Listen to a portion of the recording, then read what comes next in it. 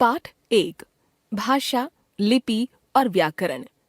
Language, script and grammar.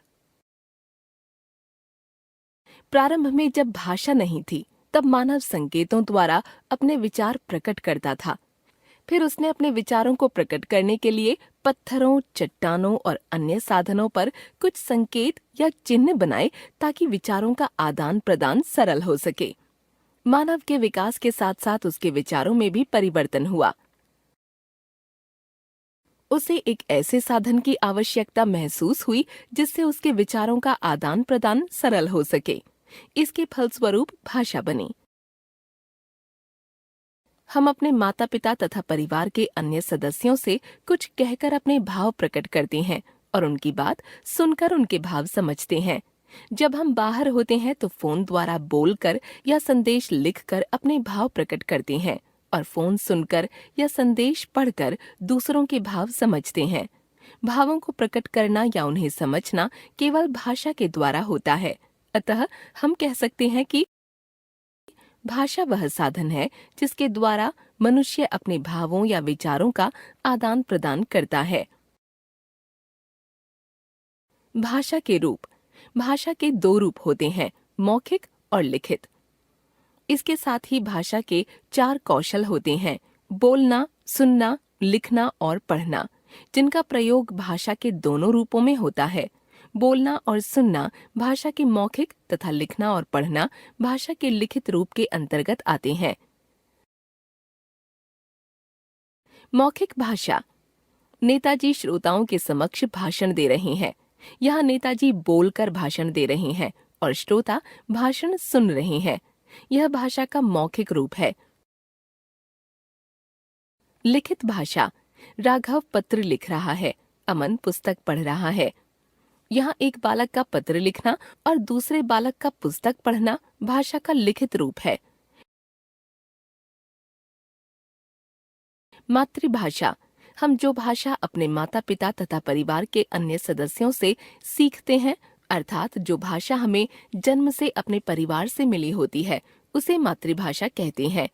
भारतीय संविधान में हिंदी सहित 22 भाषाओं को मान्यता दी गई है, जो इस प्रकार हैं: 1 असमिया, 2 नेपाली, 3 डोगरी, 4 संस्कृत, 5 कन्नड़, 6 तमिल, 7 मैथिली, 8 हिंदी, 9 मराठी, 10 बोडो, 11 पंजाबी, 12 मणिपुरी, 13 सिंधी, 14 कोंकणी, 15 उर्दू, 16 संथाली, 17 बांग्ला, 18 उड़िया, 19 गुजराती, 20 कश्मीरी, 21 तेलुगु, 22 मलयालम। राष्ट्रभाषा। भारत में अनेक भाषाएं बोली जाती हैं। मुख्यतः हिंदी भाषा सबसे अधिक बोली और समझी जाती है, अतः हिंदी को राष्ट्रभाषा कहा जा सकता है। राजभाषा। 14 सितंबर 1949 को हिंदी भाषा को भारतीय संविधान में राजभाषा के रूप में स्वीकार किया गया और तभी से यह दिन पूरे भारत में हिंदी दिवस के रूप में मनाया जाता है। सरकार का सब कामकाज राजभाषा में चलता है। बोली। बोली आम बोलचाल की वह भाषा है जो सीमित अथवा बहुत कम क्षेत्रों में बोली जाती है। बोली में साहित्य की रचना नहीं होती। अवधी, मैथिली, मारवाड़ी, बुंदेलखंडी आदि बोलियां भारत के भिन्न भिन्न प्रदेशों में बोली जाती हैं। अन्य भाषाएं। विश्व में भिन्न भिन्न देशों में बोली जाने वाली कुछ भाषाएं इस प्रकार हैं: देश भाषा, भारत हिंदी, रूस रूसी, जापान जापानी, फ्रांस फ्रांसीसी, चीन चीनी, इंग्लैंड अंग्रेजी।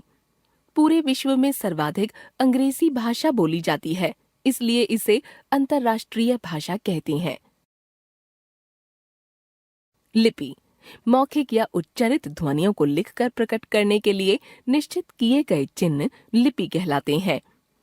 प्रत्येक भाषा को लिखने के लिए अलग लिपि होती है और वह अलग अलग नाम से जानी जाती है।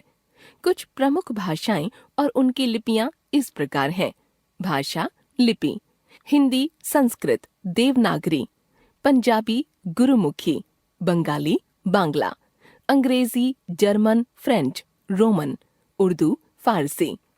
लिपि अर्थात भाषा के लिखित रूप द्वारा किसी भाषा के साहित्य को अमूल्य धरोहर के रूप में सुरक्षित रखा जा सकता है।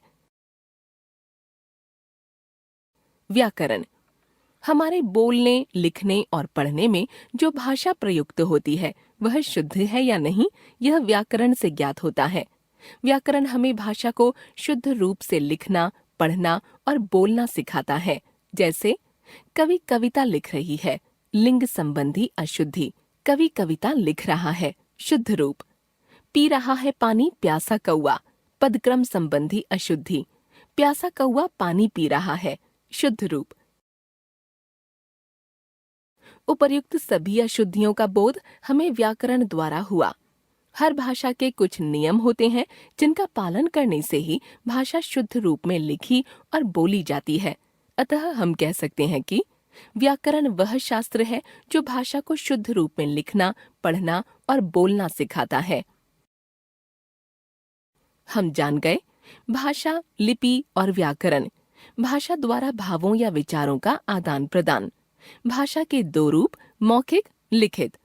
जन्म से अपने परिवार से मिली भाषा मातृभाषा।